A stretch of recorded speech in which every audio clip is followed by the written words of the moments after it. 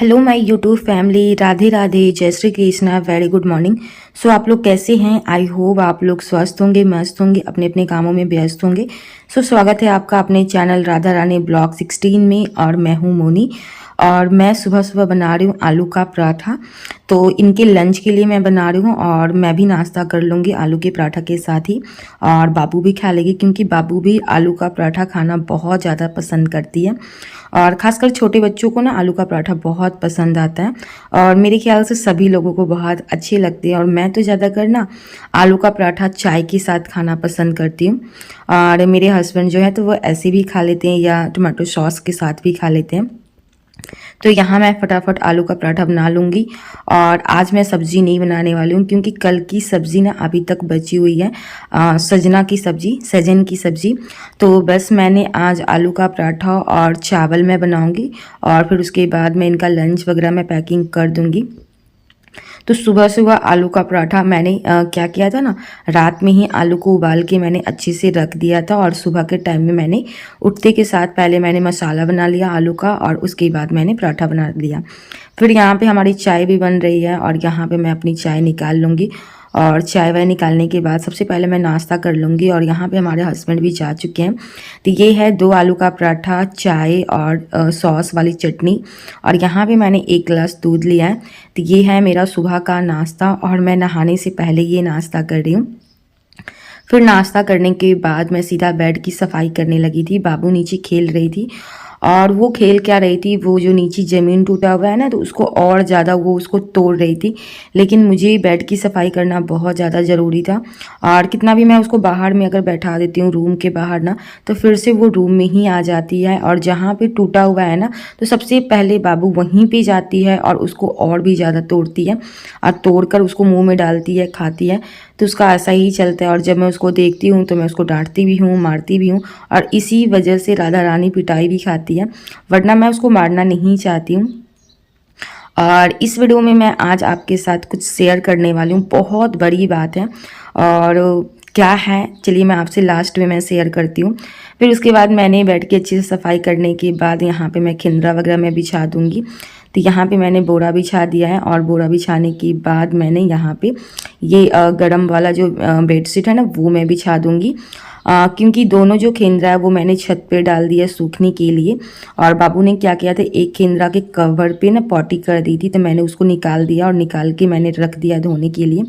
और वो दोनों खेंद्रा को मैंने धूप में डाल दिया है। ठीक है, इसीलिए मैं यहाँ पे गरम सफ़ेदा मैं यहाँ पे बिछा दी हूँ और इसके बाद मैं तकिया लगा दूँगी। और आज मैंने क्या किया ना, रज़ाई को भी निकाल कर धूप में डाल दिया। और बस मैं आज अब मैं कवर ही ओढ़ने वाली हूँ क्योंकि अब उतनी ठंड नहीं है और साथ में हम लोग कूलर भी चलाते हैं, पंखा भी चलाते हैं। फिर यहाँ मैं बाबू को ऊपर बेड पे ले आई थी और बेड पे लाने के बाद ना ये सुसु की हुई थी। तो सबसे पहले मैंने इसका पैंट चेंज किया और पैर मैंने इसका बांध दिया है। फिर यहाँ पर आप देख सकते हो इसने कितना ज़्यादा ज़मीन को तोड़ दिया है। तो बस थोड़ा सा ही टूटा हुआ था लेकिन ये धीरे धीरे ये बहुत ज़्यादा कर दिया। फिर यहाँ पे मैंने ले लिया है धनिया। ये काफ़ी टाइम से लाकर रखा हुआ था और कुछ टाइम पहले मैंने मिर्चा पाउडर बना लिया था। तो यहाँ पे मुझे आज बनाना है धनिया पाउडर और जीरा गोलकी का पाउडर। तो मैं सोच रही हूँ क्यों ना मैं आज बना लूँ और इसे मैंने डाल दिया है छत पे सूखने के लिए। और फिर यहाँ पे अब मैं अपने बालों में ऑयल मसाज करने लगी थी। तो जो ऑयल मैं यूज़ कर रही हूँ ना तो ये सरसों का तेल है और मेरे ख्याल से मुझे याद भी नहीं है कि मैंने लास्ट टाइम कब अपने बालों में तेल लगाया था, क्योंकि मैं तेल लगाना बिल्कुल भी पसंद नहीं करती हूँ। और मेरे सर में बहुत ज़्यादा दर्द हो रहे थे क्योंकि मैं डॉक्टर के यहाँ गई थी ना, तो धूप में जाने की वजह से मेरे सर में बहुत ज़्यादा दर्द हो गए थे और बहुत ज़्यादा थकान भी फील हो रही थी। तो फिर मैंने सोचा क्यों ना मैं बालों में ऑयल मसाज कर लेती हूँ और 1-2 दिन के बाद मैं हेयर वॉश भी कर लूँगी। तो यहाँ पे मैं बालों में तेल लगाने लगी थी और वो बड़ी सी कौन सी बात है। तो जैसा कि पता है आप लोगों को कि मैं डॉक्टर के यहाँ गई थी और मुझे बॉडी में बहुत ज़्यादा प्रॉब्लम हो रही थी। तो वो क्यों हो रही थी, क्या रीज़न था होने का, तो चलिए मैं आपको बताती हूँ। और मुझे ये बात बताने में थोड़ा सा नर्वस भी फील हो रहा है कि मैं आप लोगों से कैसे ही बताऊँ, लेकिन ऑफकोर्स आप लोग हमारी फैमिली है तो मैं ज़रूर आप लोगों को बताऊँगी। तो वो क्या हुआ था ना कि मुझे काफ़ी टाइम से बहुत प्रॉब्लम हो रही थी, कमर में दर्द था, कुछ समझ में नहीं आ रहा था। तो मैंने इनको बोला कि छुट्टी लेकर लेकर चलिए आप मुझे दिखा दीजिए डॉक्टर के यहाँ। जब मैं डॉक्टर के यहाँ गई ना तो फिर सबसे पहले उन्होंने क्या किया, प्रेगनेंसी टेस्ट किया। और जब वो प्रेगनेंसी टेस्ट किए ना तो पॉजिटिव आया। तो मैं तो मतलब समझ में नहीं आया मैं क्या करूँ, मतलब कुछ भी दिमाग काम नहीं कर रहा था। फिर उसके बाद मैंने क्या किया, मैंने दूसरे हॉस्पिटल गई, गवर्नमेंट हॉस्पिटल। फिर वहाँ पर भी गया तो वही सेम चीज़ हुई, प्रेगनेंसी टेस्ट हुआ तो सेम चीज़ वही आया, पॉजिटिव आया। और उसके बाद फिर मैंने मैडम से बातचीत भी की। मेरी बाबू अभी बहुत छोटी है, मतलब 1 साल की है, और उसके बाद इतना जल्दी मैं कैसे संभाल पाऊँगी।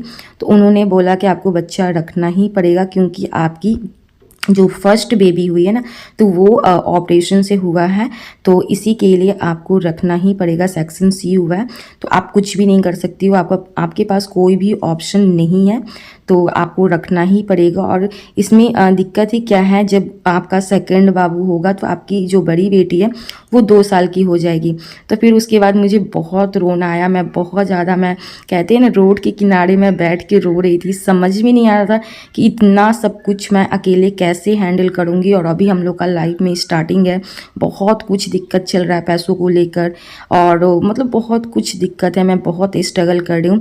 और अभी तो मुझे खासकर यूट्यूब पे मेहनत करना था और मुझे यूट्यूब को आगे बढ़ाना था, और इस हालत में मैं कैसे कर पाऊँगी। लेकिन चलिए, जो भगवान की मर्जी होती है वही होता है। फिर अपनी मम्मी से बात की, सारी बात मैंने उनको बताई वहाँ पे ही, मतलब हॉस्पिटल में ही बैठ के सारी बात बताई। तो फिर उन्होंने बोला कि ठीक है कोई बात नहीं, जब समय आएगा तो सब कुछ देख लेंगे। और मम्मी ने मुझसे बोला कि मैं तुम्हारे साथ हूँ, तो बिल्कुल भी टेंशन मत लो, जो होगा अच्छा ही होगा। और सबके साथ ये होता है और ये समय ज़रूर आता है। फिर मेरी मम्मी ने भी मुझे समझाया कि अब मेरे भी तो मतलब 4-5 बच्चे थे, तो हमने भी तो सब कुछ हैंडल किया। तो ये सारी चीज़ सुनकर ना, और जहाँ जो मैडम थे तो वो उन्होंने भी मुझे बहुत कुछ समझाया।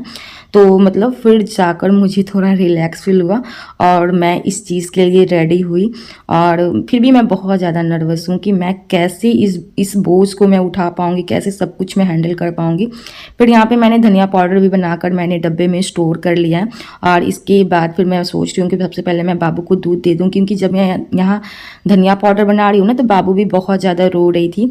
तो फिर यहाँ मैं उसको बोतल में दूध दे दूँगी, और दूध देने के बाद उसके बाद मैं जीरा गुलकी का भी पाउडर बना लूँगी। यही होता है कि मैं अभी एक बच्चे को तो हैंडल नहीं कर पा रही हूँ, और 2-2 बच्चों को मैं कैसे हैंडल करूँगी।